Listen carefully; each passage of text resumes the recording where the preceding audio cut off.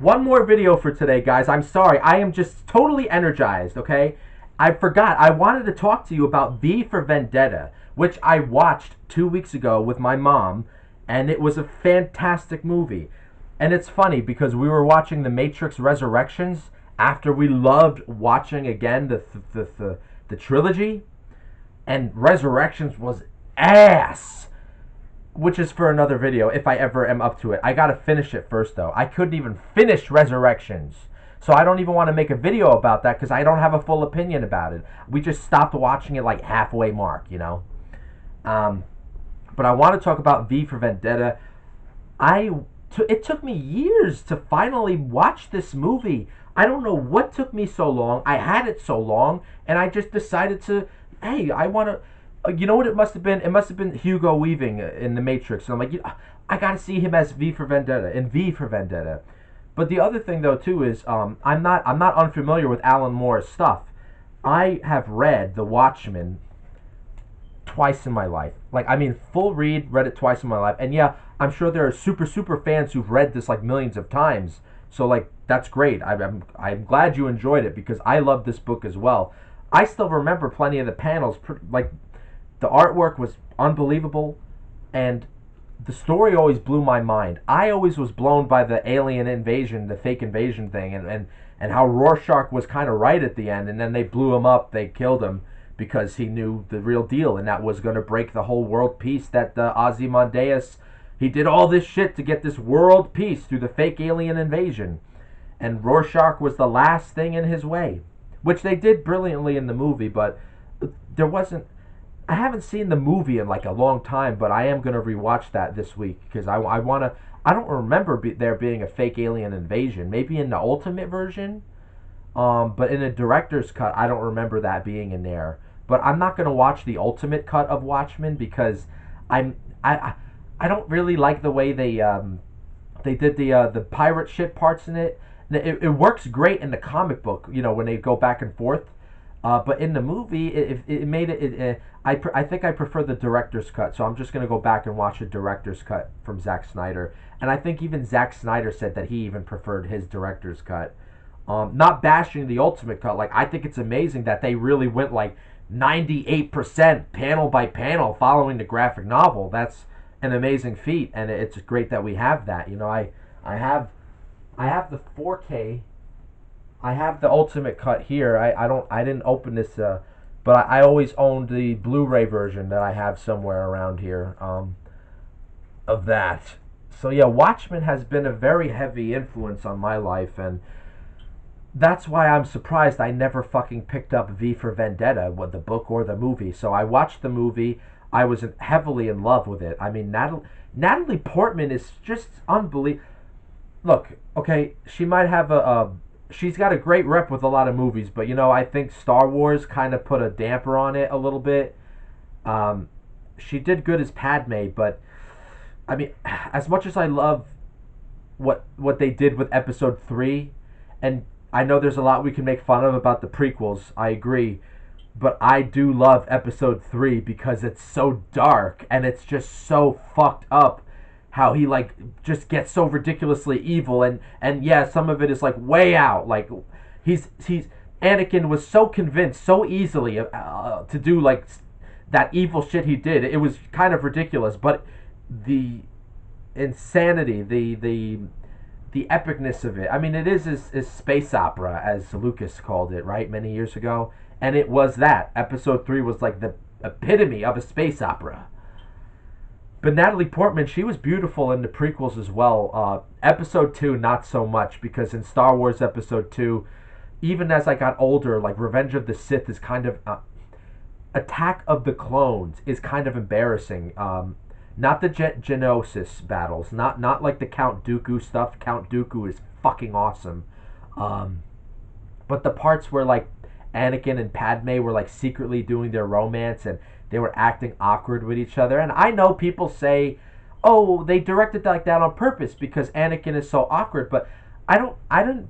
The reason why I think it was just bad acting was because if it was good writing, Anakin and Padme knew each other when he was like 9 years old, and Anakin, as a 9-year-old, had a boner for Padme, and she was like already 16 years old. So like, there's a familiarity, and yeah, sure, maybe at first you could have had some of that awkward play between them, but I think it was in episode 3 where they it was more natural. But episode 2, the natural stuff, it should have came a little quicker. It took way too long, in my opinion. That's just me. But Natalie Portman was fucking great in that too, in her own ways. Just the Anakin stuff was hard to bear.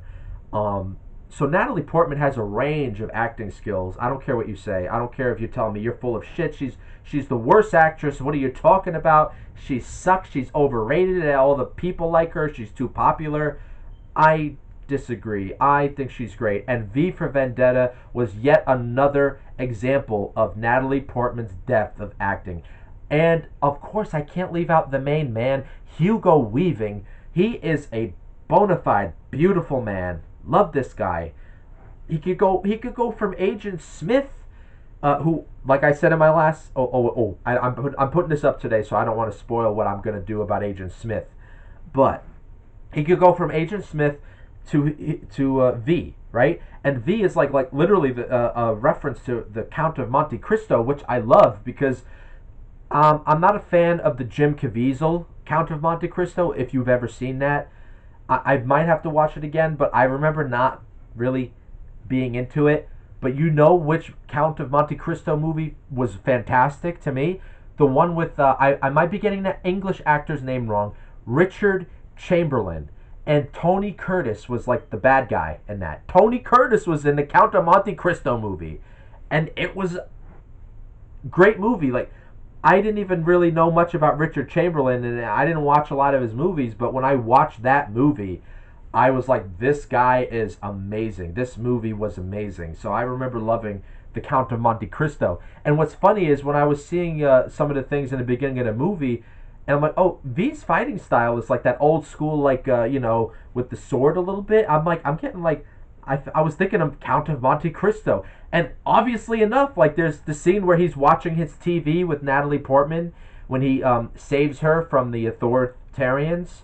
He brings her to his underground safe house, and he's watching the Count of Monte Cristo. But he's not watching the one I said. He's watching, like, I think, the original one. I don't know how many of the Counts of Monte Cristo was. You guys could tell me in the comments. But he was watching the black and white one, and he was, like, doing his sword play and like role playing the acting stuff. And oh man, Hugo had the moves. He had the moves in this. He looked fantastic in this. I love it.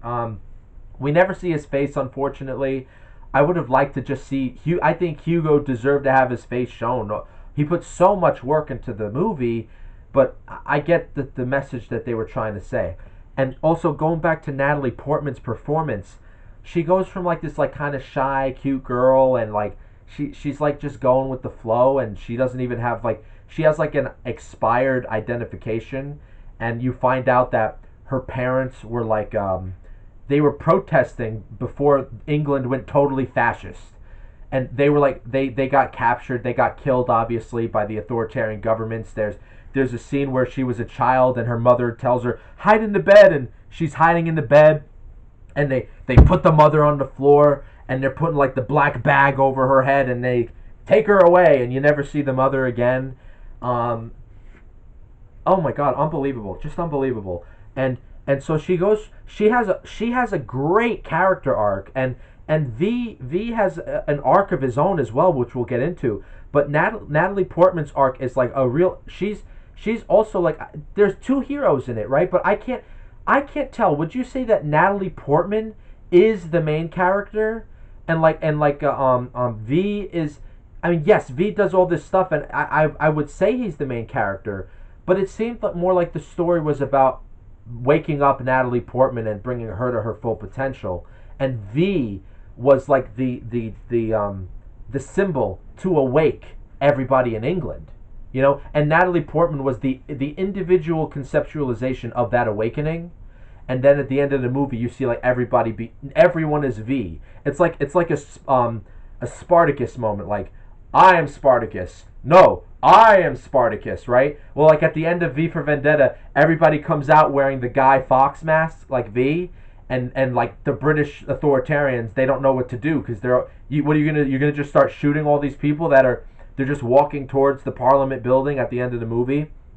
But anyway, Natalie Portman has this like crazy arc where she obviously has these like rebellious tendencies, and when she sees V, they get along and she saves him, and then he has this obligation to save her, and that's how they get into this like kind of like back and forth with each other, and it's a brilliant relationship how they talk to each other, and there's this part where you think she gets captured. Spoiler alerts if you haven't seen it or if you don't care.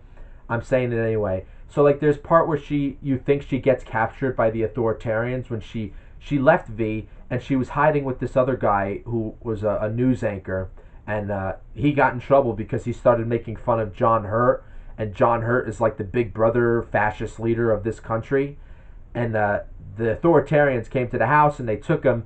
Natalie Portman is climbing out of the building and she gets away almost, but then she gets captured, right? So then she wakes up in the cell and her hair is shaven off, and you don't see her captors, you know? And they're telling her, like, just tell us where he is and we'll let you go. We'll show you some mercy. Otherwise, we're going to shoot you. We're gonna send you to the wall and shoot you, you know? And she wasn't giving in. She wasn't giving in. And there was a letter that she would keep taking out from under the hole in the ground where a mouse was, and it was a letter of a victim from one of the from the prison, a victim who didn't survive, obviously. And as she was in the prison, she was writing her life story, and it was about her being a lesbian, and they went after her and everything. And yes, I understand for you guys, you're gonna say that's woke, and sure, but you know, actually, in the basis of the story itself, when you find out that the authoritarians were taking people in against their will, they were doing these science experiments on them, and they were trying to create like a kind of a super virus that they could use on people so they could make people stay in fear, which is very, sounds like what happened to us in 2020 in many ways.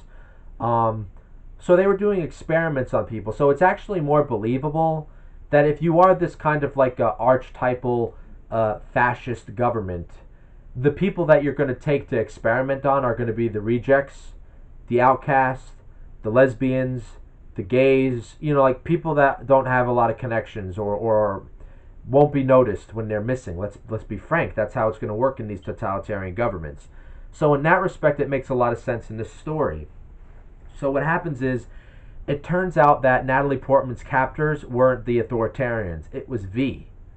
So V was putting her through all these tribulations to finally wake her up, to finally give her that strength that she needed to help push forward this end of the totalitarianism. And there's this one quote that I love about it too, where it's also kind of a foreshadowing in the middle of the movie where they were talking about V asked her, what did you like about the Count of Monte Cristo movie? And she's, well, I liked a lot of it, but what I didn't like about the movie was how the character cared more about the vengeance than he did about loving the woman. And obviously that's a foreshadowing of what happens to V at the end of the movie. He falls in love with Natalie Portman, and she falls in love with him, and it's so beautiful. But at first, like when she finds out that he had her captured, and he was like putting her through all these trials and tribulations to make her strong, of course her first reaction was she freaks out, she hates him, they divide, they leave each other for a while. But she comes back because she realized what it was all about. And you know, V, obviously he gets his vengeance at the end, and oh man, is it some cool shit. And they do this thing where like when he's going after the Chancellor, the John Hurt character, and he kills everybody, they're shooting at him, right? And he's not dying. And I'm like, wait a minute, is he like some kind of like, when they were experimenting on him, did they make him like immortal or something?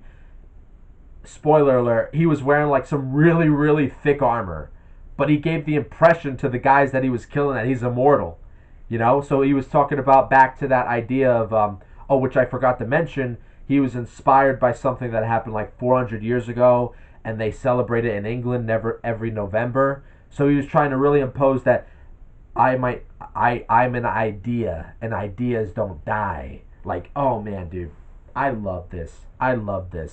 So like, yeah, Natalie Portman has like this whole like character evolution, and she becomes like this kind of badass, and she goes through with the revolution. Like it ends up being her choice actually whether to blow up the parliament and to allow the freedom to come back or to not. And he gave her the strength to go forward with it. And there's so many nuances in this movie, like the police officer that was chasing them. He kind of was not really buying the fascist bullshit, and he kind of was sympathetic, and he ends up actually helping her at the end of the movie. So I heard some things about the book. I heard the book is actually darker than the movie. So I ordered the book, and I can't wait to fucking get my hands on that and read it. Finally. I mean, I read Watchmen twice in my life, once in high school, and then I really reread it, like 4 or 5 years ago now. No, maybe 6 years ago. God, I don't even know. But like this is one of my favorite books. And do you remember when I told you guys that I was on a Nintendo group? I was on a group where all they talked about was Nintendo, and I brought up comics, right? Oh, and they shit on comics too. It's like, did you read Watchmen? Why didn't you like it? Well, no, I didn't read Watchmen. So how do you know it sucks? Oh, well, because Alan Moore is woke, and Alan Moore is this, Alan Moore is that. And I'm like, well, I am very well aware of Alan Moore as a man. Like he's a character. He is a character, And I know a lot of his stances. I think he's openly communist about stuff. And so when I read Watchmen, I was very aware of some of the subversive stuff that is in the Watchmen. I'm very aware of it. But I fucking love it. It's a great book. I still have it. I want it forever. Like I got the hardcover. I had the soft cover for a while, and I have that somewhere still. But then I'm like, I'm getting the hardcover. I love this so much. Keeping it. Getting the hardcover. I want the hardcover. So, so how could you criticize something if you didn't even read, even if you're just somebody who looked at the book and you looked at some things, heard some things about it, you could have all the right in the world to not want to read something, to say it's stupid, to say there's just something about it that you're not interested in it. That's fine. But let's be honest. If you didn't read it, the opinion sucks. The opinion sucks. If you didn't read it, it sucks.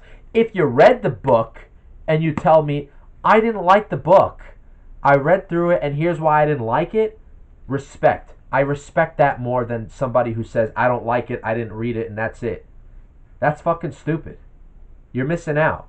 And even if you don't like the book, it opens a whole world of so many different things to talk about. Like, even if you don't like the book, there's so many different things you could talk about, It's books are beautiful. Graphic novels are beautiful. Comics are beautiful. Movies are beautiful. And I know the dark side to a lot of stuff. I know a lot of the stuff, but you can't live your life like that. You can't live your life turned off to things. You could, but you're missing out on some things. So that's my message for today. I said enough. I got everything I wanted to say today on, what's today, Tuesday? Thank you for listening, guys.